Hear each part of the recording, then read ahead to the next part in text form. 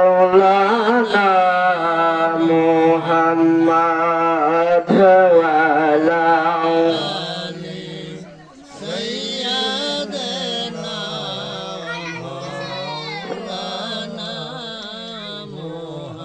محمد اللهم صل আজানটা আছে না রে مولانا محمد وعلى آله سيدنا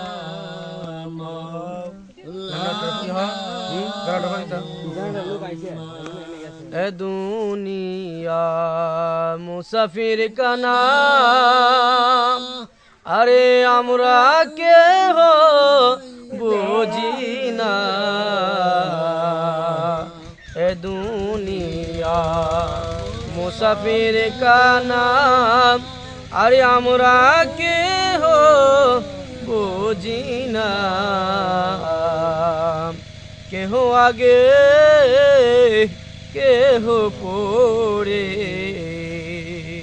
কেহ আগে কেহ পরে হতে হবে রওয়ানা আল্লাহুম্মা সাল্লি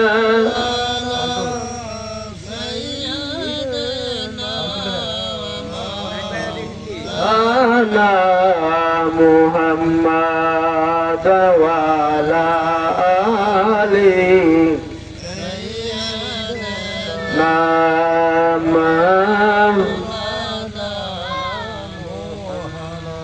আরে উড়ে যায় রাতের হাওয়া ওই যে সোনার মদিনা আরে আমরা পাপী সালাম তোর আমরা পাপী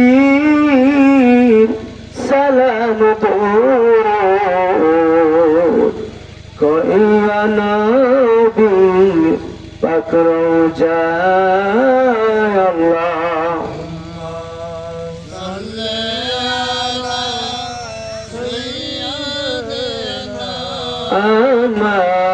مولانا محمد وعلى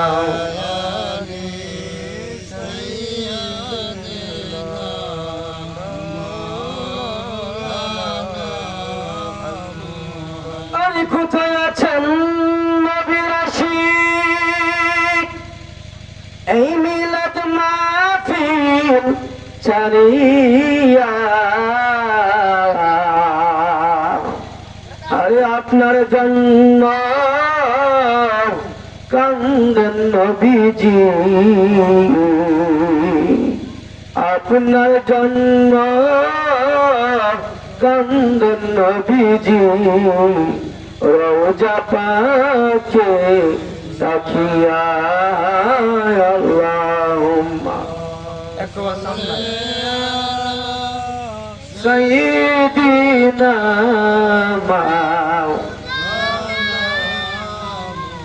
মুহাম্মদ ওয়ালা পুলস করা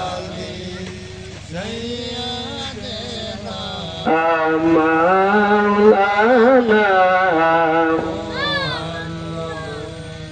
ডাইনে মাটি বামে মাটি মাটির হবে বিছানা ডাইনে মাটি বামে মাটি আরে মাটির হবে বিছানা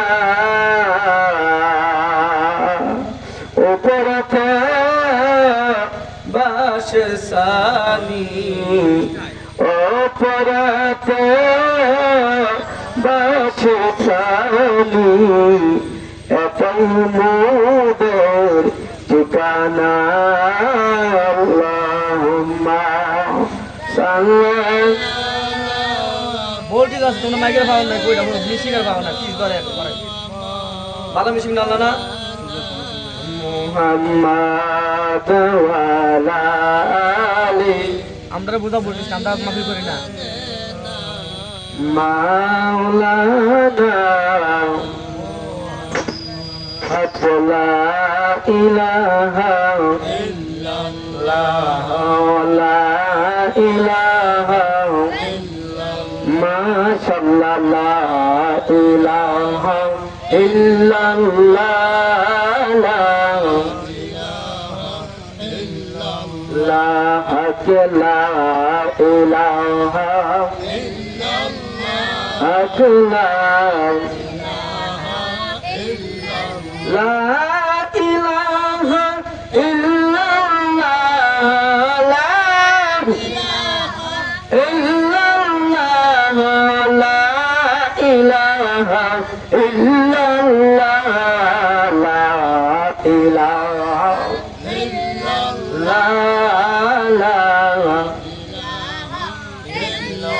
মাশাআল্লাহ লা ইলাহা ইল্লাল্লাহ লা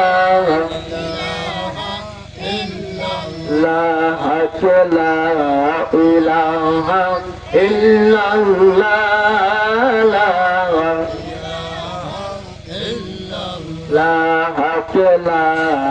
ইলাহা ইল্লাল্লাহ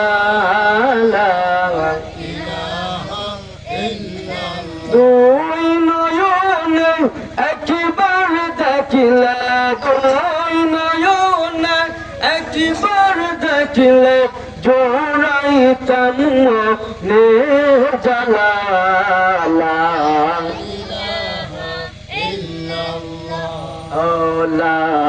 ইলাহা ইল্লাল্লাহ লা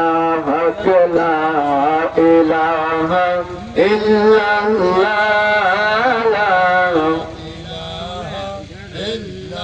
আমরার মনের বেদনা দয়াল বুঝাইলে কেউ বুঝে না হায় হায় আমরার মনের বেদনা আল্লাহ বুঝাইলে কেউ বুঝো না আরে শোনাইলে কেউ শুনে না হায় হায় শোনাইলে কেউ শুনে না ও শুনেন শাহে মদিনা লা ইলাহা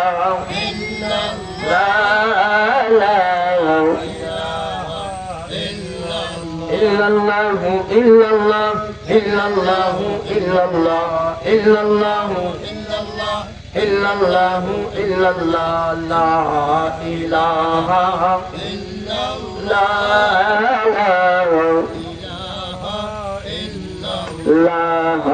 la ilaha illallah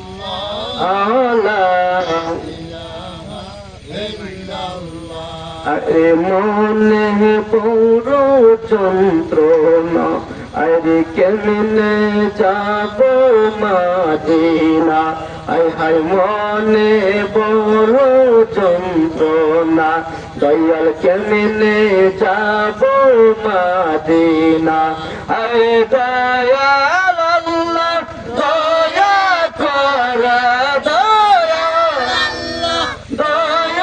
করা পুরা মনের না লা ইলাহা ইল্লাল্লাহ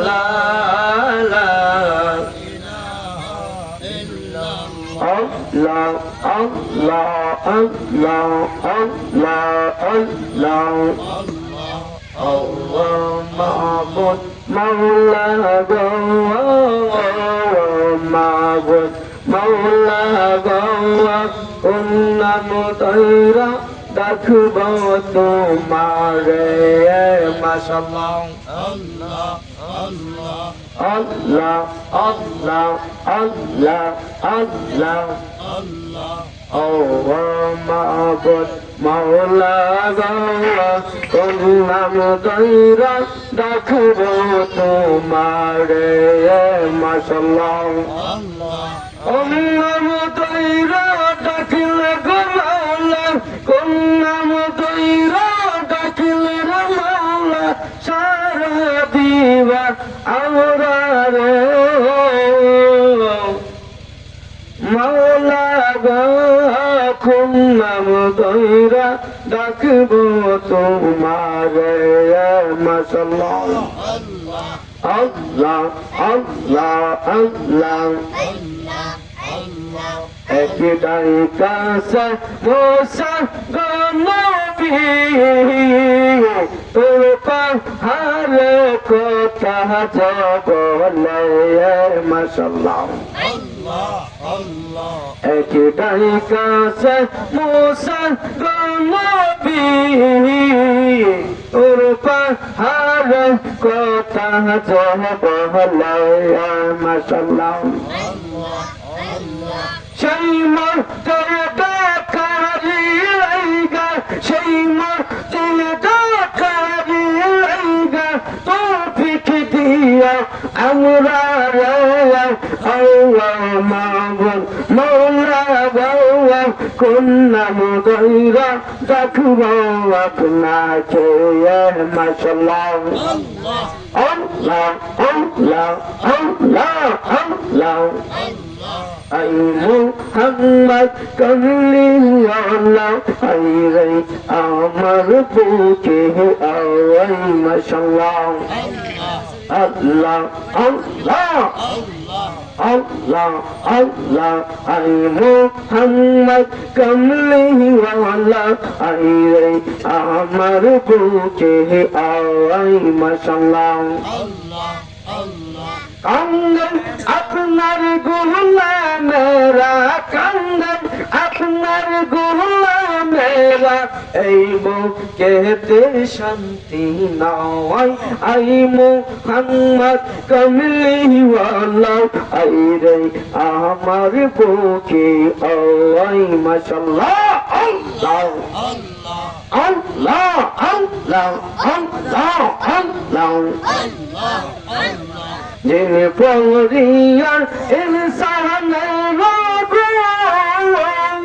মাশাআল্লাহ যিনি পরিয়ার ইনসানের যিনি রোজনি কান্দে তারা মাশাআল্লাহ যিনি পরিয়ার ইনসানের যিনি রোজনি পড়ে তারা আপনার প্রেমে পাগল পারা আপনার প্রেমে পাগল পারা সাল্লে আলা মুহাম্মদ আই মুহাম্মদ কামলিওয়ালা আই রে আমার বুকে আওয়াই মাশাআল্লাহ আল্লাহ আল্লাহ আল্লাহ আল্লাহ আল্লাহ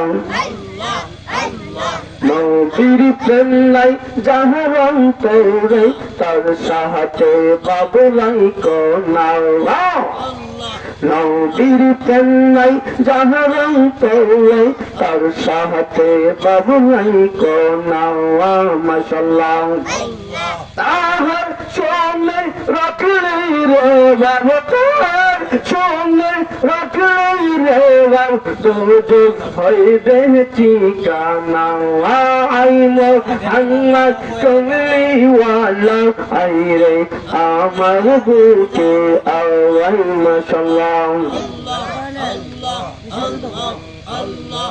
হক ইলাহা ইল্লাল্লাহ মুহাম্মাদুর রাসূলুল্লাহ قرة عيني بك رسول الله صلى الله تعالى عليه وسلم محجز محترم আজকের ইমানি নুরানি মহতি বরকতি মাহফিলের সম্মানিত সভাপতি পীর কামেল মুকাম্মেল শাহসুফ আলহাজ সৈয়দ নাজরুল হক মাসুম আল কদরি চিশতি নকশবন্দি মুজাদ্দিদি পান্ডবটি হুজুর রহমতুল্লাহ আলাইহির সুযোগ্য সাহায্যদাতা হযরতুল আল্লাম হযরত মাওলানা আলহাজ ফিরে কামেল মুকাম্মেল মুফতি সৈয়দ সালেহ আহমদ মামুন আল কদরি চিশতি নকশবন্দি মুজাদ্দিদি পান্ডবটি হুজুর মাদাজুল আলী আজকের মাহফিলে যিনি আরো তাশরিফ আনিবেন হযরত মাওলানা মুজাহিদে মিল্লাত আশিক রাসূল মাসুক এলাহি কারি হুমায়ুন কবির সাহেব ঐতিহ্যবাহী পান্ডব দরবার শরীফ পান্ডব কুদরাতুল উলুম আলিম মাদ্রাসার সম্মানিত আরবি প্রভাষক শিক্ষক আজকের মাহফিলে আমার পরপর যিনি এশারের পরপরই যিনি মাইক নেবেন আমার হুজুর কেবল অত্যন্ত স্নেহে বাজন অত্যন্ত আদরের যিনি দীর্ঘদিন সারা বাংলার আনাচে কানাচে গ্রামে গঞ্জে আমার হুজুর কেবলার সাথে দিনের দাওয়াত দিয়ে ছুটে চলেছেন অত্যন্ত এই দরবারের অন্যতম প্রবীণ আলিম হযরতুল আল্লাম হযরত মাওলানা হাফেজ আব্দুর রহমান সাহেব মাদাজুল আলী এছাড়া আমার আগে যিনি বয়ান করেছেন আমাদের আরিয়া গ্রামের কৃতি সন্তান আওলাদে রাসূল হযরত মাওলানা কারি মিরাজুল হক সাহেব আমার পাশে বসে আছেন এই এলাকার অন্যতম প্রিয় ব্যক্তিভাজন হযরত মাওলানা হাবিবুল্লাহ খান সাহেব মাদাজুল আলী এছাড়া আমার পাশে আরো আলেম ওলামা বুজুর্গানে দিন আমার মুরব্বী বাবারা প্যান্ডেল উপবিষ্ট আমার যুবক ভাইয়েরা পর্দা মিশা আমার মা বোনেরা সকলের কাছে আমার দোয়া স্বরূপ সালাম আসসালামু আলাইকুম ওয়া রাহমাতুল্লাহি তাআলা ওয়া বারাকাতুহু লক্ষ কোটি শুকর এবং সুজুদ সেই মহা গরিয়ান মহিয়ান রব্বুল আলামিনের দরবারে যিনি আপনাকে আমাকে অনেক মায়া করে দয়া করে আজকের এই পবিত্র জান্নাতের বাগানে আসার বসার দিনে কিছু আলোচনার ওলিদের সহবত মহব্বত পাওয়ার এবং নেওয়ার জন্য তৌফিকটুকু দান করেছেন এই জন্য আমরা শুকরিয়া আদান বলি আলহামদুলিল্লাহ তারও সাথে সাথে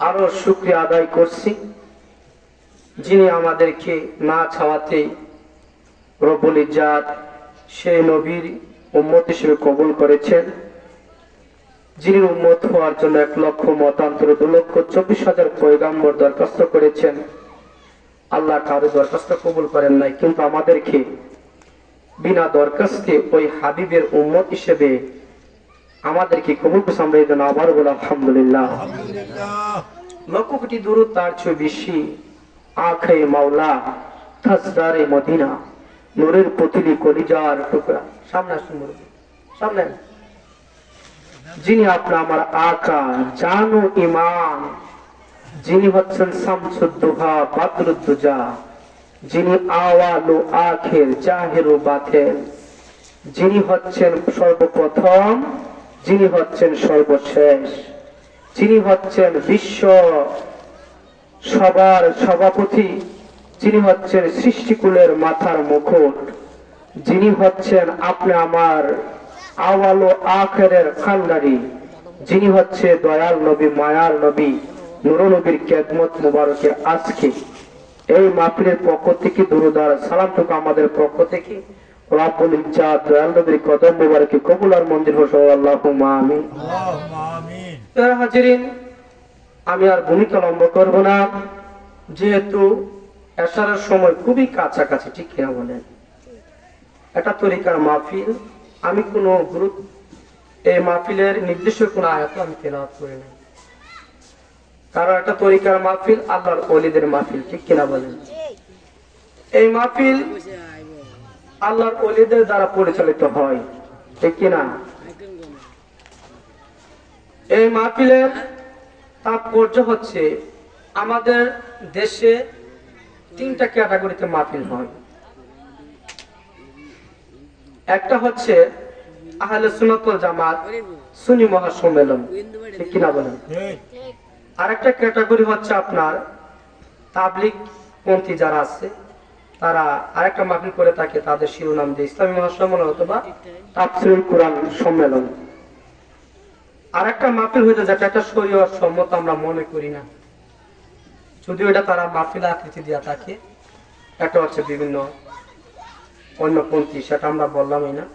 যাই হোক, তো আমাদের হুজুর কেবলা বলতেন সকল মাহফিল থেকে আমাদের মাহফিলটা অন্যরকম, আলাদা, ভিন্ন। কারণ অন্যান্য মাহফিলের মধ্যে যারা কোরআন তাফসীর দেয় তারা কোরআনের তাফসীর করে, সুন্নি মাহফিল দিলে তারা জিকির আজকার, আল্লাহ রাসূলের শান গান, ওলিদের শান গান তারা গায়, ঠিক কিনা বলেন? কিন্তু তরিকতের মাহফিল, ইসাইলে সবের মাহফিল, সিলসিলা উসমানের যত মাহফিল আছে, পান্দক দরবার থেকে পরিচালিত মাহফিল যত গ্রামে হয়, এটা সম্পূর্ণ ভিন্ন তরিকায় হয়। কেননা কারণ এই মাহফিলে মাগরিবের পর থেকে ফাতিহা শরীফ আদায় করা হয়। সুবহানাল্লাহ বলি। ফাতিহা শরীফটা কেমন?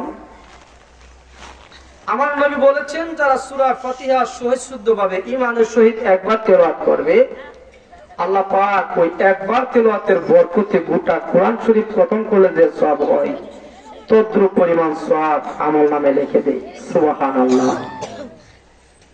আবার আরেকটা হাদিস পড়েছি সূরা ইখলাসের ব্যাপারে, আল্লাহ রাসূল বলেছেন আল ইখলাসু সালাসাতুল কুরআন। সূরা ইখলাস হচ্ছে আল্লাহর কোরআনের 1/3 সুবহানাল্লাহ বলি। অর্থাৎ 3/1 এখন যদি আপনি এটাকে পরিসংখ্যান দিয়ে ভাগাভাগি করেন, 3/1 মানে আমরা জানি আল্লাহর কোরআন 30 পারায়, ঠিক কিনা বলেন? 30 পারায় যদি হয় 3/1 যদি হয় সূরা ইখলাস, তাহলে আমরা একবার তেলাওয়াত করলে বোঝা যাচ্ছে আমরা 10 পারা কোরআন শরীফ তেলাওয়াতের সওয়াব পাওয়া যায়। সূরা ইখলাস খুব আল্লাহ সূরা একবার পড়লে আমরা পড়ছি 10 বার, সুবহানাল্লাহ বললেন না? তাহলে আল্লাহ রাসূলের হাদিস অনুযায়ী আমরা সূরা ইখলাস থেকে প্রায় 3 খতম কোরআন শরীফের সওয়াব পাইলাম, সূরা ফাতিহা থেকে 3 খতম সওয়াব পাইলাম। তারপরে তো পড়েছি দুরূদ শরীফ। কি পড়েছি? দুরূদ শরীফ পড়েছি। আমার রাসূল বলেন, হাদিস শরীফ উল্লেখ আছে, দুরূদ শরীফ একবার তেলাওয়াত করলে 3টা ফায়দা পাওয়া যায়। মিশকাতের হাদিস, ঠিক না হুজুর? 3টা ফায়দা পাওয়া যায় প্রাথমিক পর্যায়ে। 1 নম্বর হচ্ছে যে ব্যক্তি মহব্বতে ঈমানের সহিত আমার হাবিবের উপর, কামলিওয়ালা মাদিনার উপর একবার দুরূদ শরীফ তেলাওয়াত করে, আল্লাহ পাক বলে আমি তার 10টা গুনাহ মাফ করে দিই। শুধু তাই নয়, আমার আল্লাহ বলে আমি 10টা গুনাহ খালি মাফই করে দেই না, এখানেই খালি আমার বন্ধুর একবার দুরূদের ফজিলত শেষ হয়ে যায় না, আমি তার জন্য 10টা রহমতের দরজা করে দেই। শুধু খালি 10টা রহমতের দরজা শেষ করে দেই না, আমি তার জন্য 10টা মর্যাদার দরজা আমি বুলন্দ করে দিই। সুবহানাল্লাহ বলি। তাহলে এই দুরূদ আমরা পড়ছি 11 বার, সুবহানাল্লাহ বলি। তাহলে এই অনুযায়ী আমাদের গুনাহগুলো মাফ হয়েছে, সওয়াবগুলো হাসিল হয়েছে। এটা হচ্ছে একটা প্লাস পয়েন্ট এই মাহফিলের, সুবহানাল্লাহ বলি। তারপরেতে আলেম ওলামারা, এই যে ওয়াজ শুরু হয়েছে, আলেম ওলামারা ওয়াজ করতে থাকবে, রাত্রে 10টা পর্যন্ত আলোচনা হবে। আলোচনার পরে আবার একটা শরীয়তের আলোচনা, তরিকতের আলোচনা, মারফতের আলোচনা, সকল বিষয় আলোচনা এই মাহফিলের মধ্যে হয়। সুবহানাল্লাহ। তারপরে তো আবার আমাদের হুজুর কিবলা, আমাদের পীর সাহেব আয়েশা আবার তিনি তালিম তরবিয়াত পাশ করেন, তালিম তরবিয়াত পেশ করেন, মুরাকাবা মুশাহাদা করেন, জিকির আজকার করেন, তারপরে মিলাদ কিয়াম করে দোয়া করেন। সুবহানাল্লাহ বলি। তাহলে এই মাহফিলটা সম্পূর্ণ আলাদা না? হ্যাঁ, সম্পূর্ণ আলাদা রূপে একটা মাহফিল। আমার হুজুর কেবলা বলে সারা দুনিয়ার মাহফিল যদি এক পাল্লায় তোলা হয় আর সিলসিলা উসমানিয়ার মাহফিল যদি এক পাল্লায় তোলা হয়, বাবা রে যারা বোঝার তারা বুঝে এই মাহফিলের সওয়াব অন্যরকম। সুবহানাল্লাহ। তাই আমি এই এলাকার যতক্ষণ পর্যন্ত এই মাইকের আওয়াজ যাচ্ছে রে বাবারা, আমি সবাইকে অনুরোধ করে বলবো, কার ঘন্টা কোন সময় বেজা যায় বলা যায় না। কে কোন সময় হঠাৎ বিছানায় পড়ে যান, কার দরজায় কোন সময় যাইলে হাজির হয়ে যায়, কার দর কোন সময় স্টপ হয়ে যায়, কার শরীরের ক্ষমতা কোন সময় শেষ হয়ে যায়, আপনি আমি কোনদিন চিন্তাও করতে পারি না, ঠিক কিনা বলেন? এই জন্য আমার আল্লাহ পাক সূরা কুরআন কাবুতের মধ্যে বলেন, কুল্লু নাফসিন যায়িকাতুল মাউত, কুল্লু নাফসিন যায়িকাতুল মাউত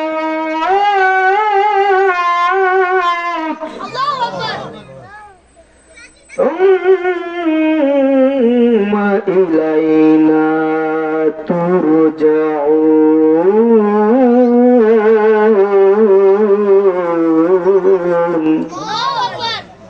আমার আল্লাহ সুন্দর করে সূরা আনকাবুতের 57 নম্বর আয়াতের মধ্যে আমার আল্লাহ বলতেছেন, কুল্লু নাফসিন যায়িকাতুল মাউত, প্রত্যেকটা প্রাণীকে যাদের আত্মা আছে, যাদেরকে আল্লাহ জীবন দিয়েছেন, আল্লাহ বলে তাদের মৃত্যু দিয়েছে। সুবহানাল্লাহ বলেন। আমার আল্লাহ বলেন, যাদেরকে আমি জীবন দিলাম,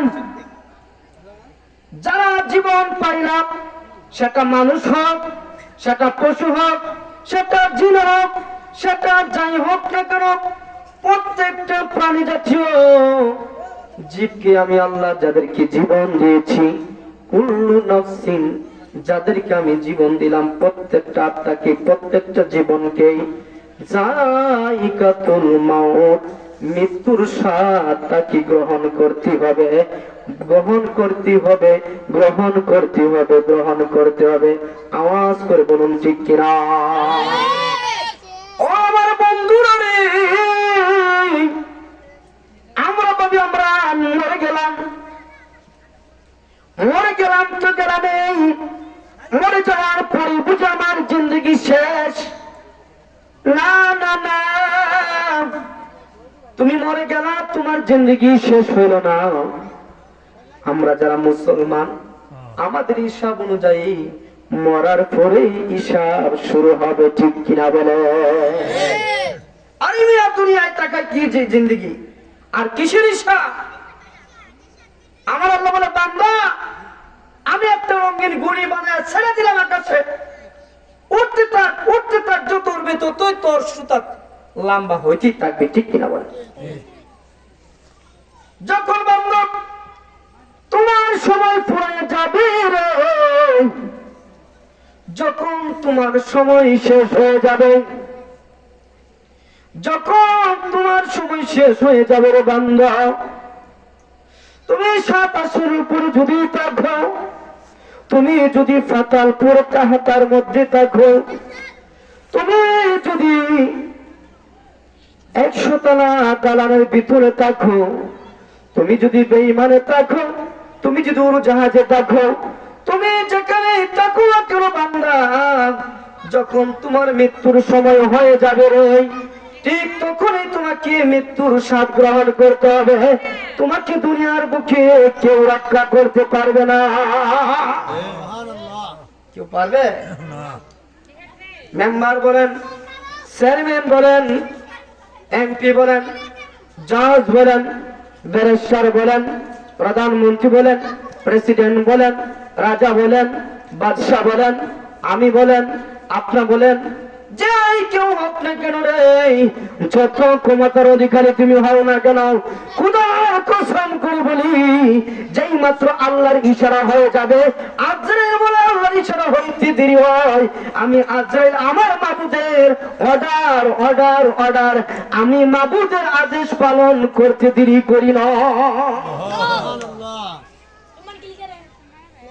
ও বান্দা, এই আমার বাবারা ভাইরা, আজকে আপনার যশ আছে, কীর্তি আছে, আজকে আপনার ক্ষমতা আছে, আজকে আপনার টাকা আছে, আজকে আপনার পয়সা আছে, আজকে আপনার রূপ আছে, আজকে আপনার যৌবন আছে, কিন্তু আমার আল্লাহ বলে, বান্দারে তোর যা কিছু থাকুক না কেন, যখন আমি আল্লাহ ধরবো, আমি আল্লাহ ধরি কি ধরি না, আর যদি আমি আল্লাহ ধরি তবে কাউকে ছাড়ি না।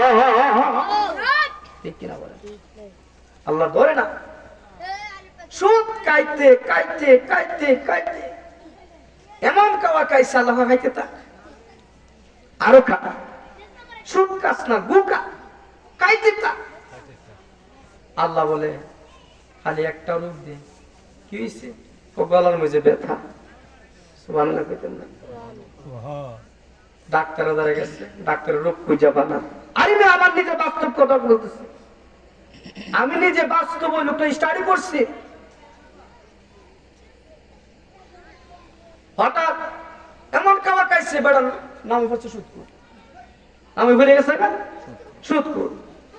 এমন খাওয়া খাইছে, হঠাৎ গলায় ব্যথা, গলার চিকিৎসা করতে করতে এমন পর্যায়ে গেছে, বাড়ি বেচল, ঘর বেচল, সব বেচল, যা খাইছিল সব বেচছে, তারপরে তো বেড়া গলার চিকিৎসা করতে হবে। কারণ আল্লাহ বলে, বান্দা তুই কাজ খাইতে থাক, খাইতে থাক। হঠাৎ গলার মধ্যে একটা তালা লাগাইছে, সুবহানাল্লাহ কইতেন না?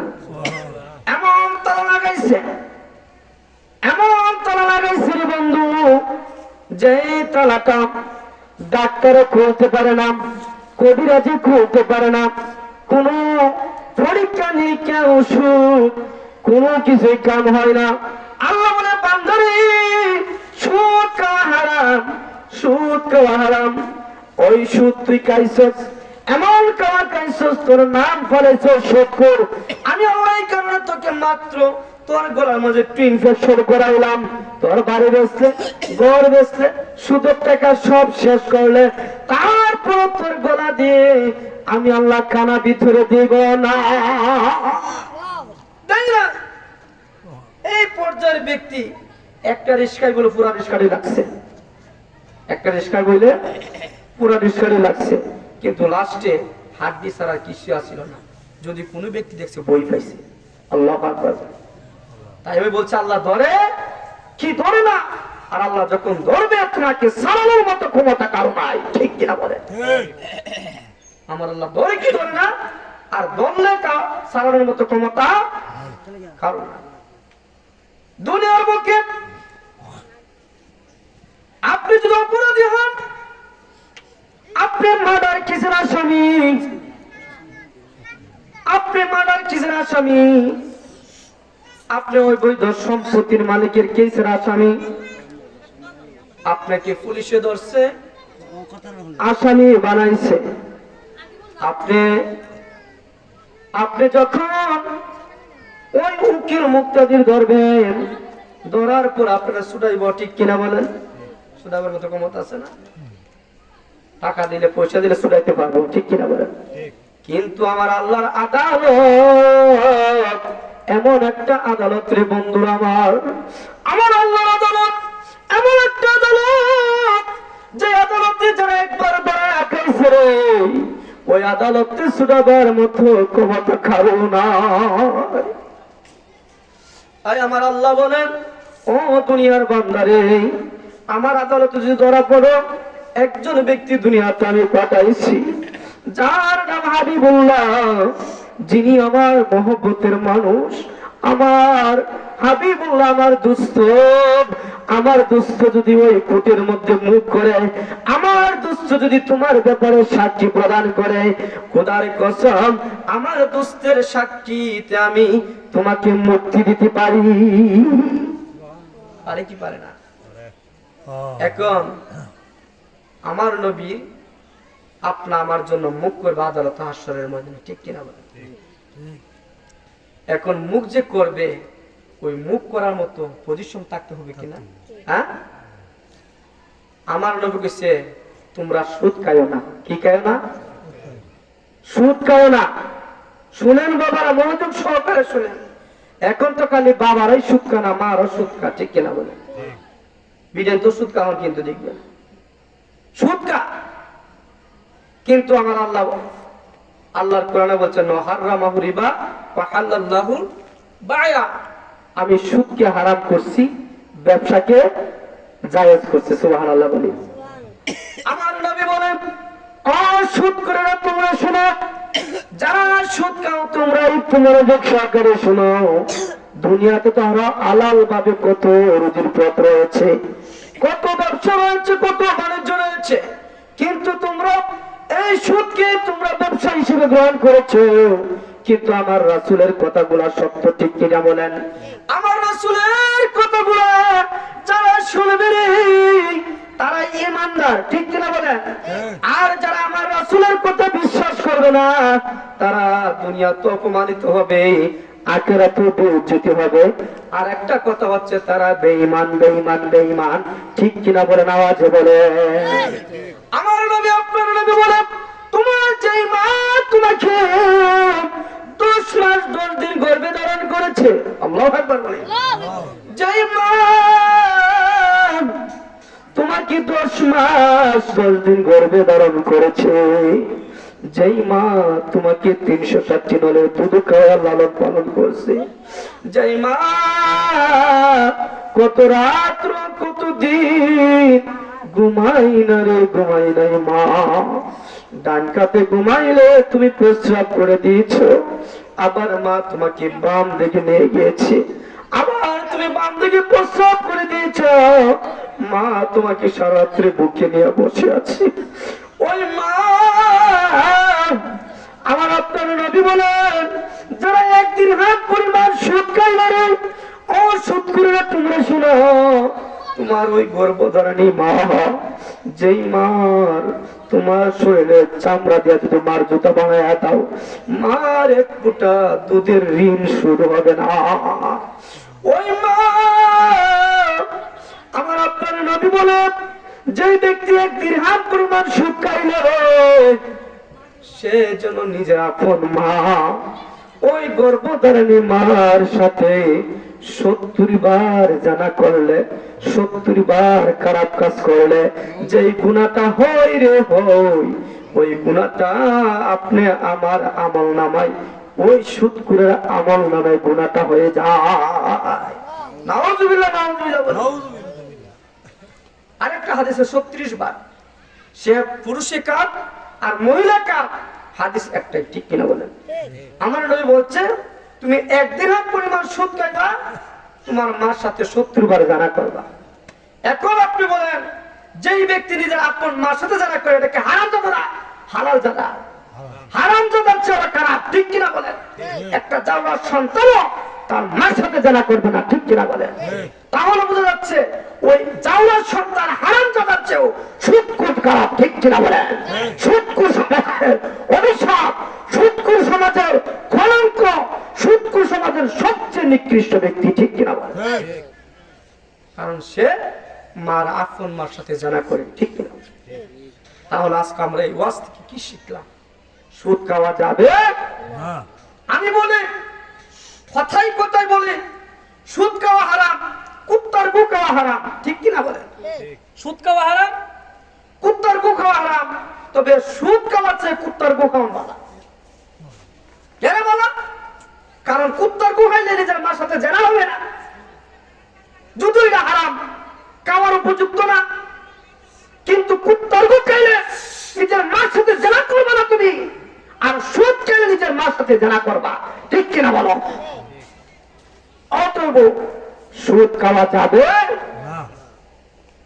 হাসরের ময়দানে সুদখোরদের পেটগুলো লম্বা হয়ে যাবে, পেটের কারণে তারা কিছু দেখতে পাবে না, জিহ্বা গুলা বের হয়ে তার নাভির নিচে পড়ে যাবে, এমন ভাবে বিকৃত খিঞ্জিরের চেহারা নিয়ে সুদ করে উঠবে। তারা দেখে দেখে ইন্না লিল্লাহি ওয়া ইন্না ইলাইহি রাজিউন পড়বে। আল্লাহ বলবে ফেরেশতারা তোমরা এগুলা কি পড়ো? ফেরেশতারা বলবে ও রব্বুল আলামিন এত বিরাট বিরাট বেচুরত পেট নিয়া এই কিঞ্জিরের সেরা নেয়া এই নিকৃষ্ট মানুষগুলা এই হাসরের ময়দানে ওঠার সঙ্গে সঙ্গে পুরাটা আসরের ময়দান নিকৃষ্ট নিকৃষ্ট গন্ধে ভরপুর হয়ে গেছে। আল্লাহ তাআলা কারা? আমার আল্লাহ জবাব দিলেন ও আমার ফেরেশতারা তোমরা শোনো, তারা হচ্ছে সমাজের নিকৃষ্ট ছিল, আমার হাসরে তারা নিকৃষ্ট, তারা হচ্ছে সুদখোর, তারা হচ্ছে সুদখোর, তাদের কোনো ক্ষমা হবে না।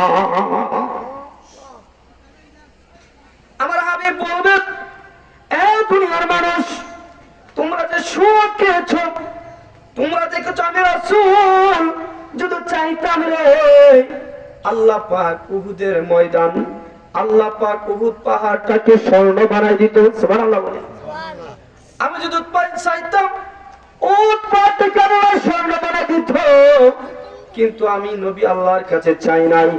আমি নবী না খায়া একদিন নয়, 2 দিন নয়, 3 দিন পর্যন্ত আমার চুলায় আগুন জ্বলে নাই, কিদার যন্ত্রণায় আমি ছটফট ছটফট করেছি। অবশেষে আমার রাসূলের পেট মোবারকের মধ্যে ছোট ছোট 3টা পাথর আমার নবী রুমাল দিয়ে বেঁধে রেখেছে। আমার নবী যখন মাঠে ময়দানে কাজ করতে চেয়েছিল, সেই দিন হযরত ওমর রাদিয়াল্লাহু তাআলা আনহু বলেন খোদার কসম করে বলে রে ও দুনিয়ার মানুষ, আমি স্পষ্ট দেখলাম আমার নবীর পেট মোবারকের মধ্যে 3টা পাথর দেখা যায়। তারপর আমার নবী, যে নবী চাইলে আল্লাহ পাক জান্নাত থেকে রাজনিয়ামত সবচেয়ে নামি দামি খাবার গুলো আমার নবীর দরবারে পাঠাইতে পারত, ঠিক কিনা বলেন? হযরত মরিয়ম আলাইহিস সালাম একজন মহিলা, সুবহানাল্লাহ বলে, যেই মরিয়ম আল্লাহর এত ইবাদত করছে, বندگی করছে, যেই মরিয়ম ইবাদত বندگی করতে করতে করতে করতে এমন একটা পর্যায়ে চলে গিয়েছিল, আল্লাহ পাক মরিয়মের উপরে রাজি হয়ে খুশি হইয়া আল্লাহ পাক জান্নাত থেকে তার জন্য মৌসুমী কিছু ফল তার সামনে রেখে দিয়েছে। সুবহানাল্লাহ। যেই সময় যে ফল ছিল না, এখন কাঁঠাল আছে, এখন ধরেন কাঁঠাল, যে সময় যে ফল নাই, এই অমৌসুমী ফল কিছু মরিয়মের সামনে রেখে দিয়েছে। সুবহানাল্লাহ বলি। হযরত জাকারিয়া আলাইহিস সালাম মরিয়মের খালু, সুবহানাল্লাহ বলি, তিনি আল্লাহর একজন পয়গাম্বর। তিনি গেলেন মরিয়মকে দেখার জন্য। আজকে 3 দিন ধরে মরিয়ম বাইরে না, কাহিনী কি তা মরিয়মের শরীর অসুস্থ নাকি? গিয়া দেখে মরিয়ম আল্লাহর দেনে মুরাকাবায় বসে আছে। সুবহানাল্লাহ।